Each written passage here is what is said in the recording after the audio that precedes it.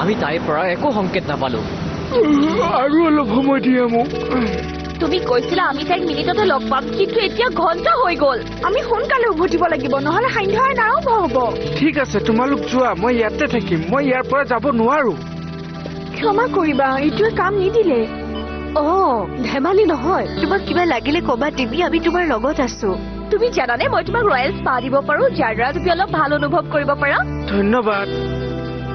ব'লা ছোৱালীহঁত, মই আগবঢ়াই দিওঁ।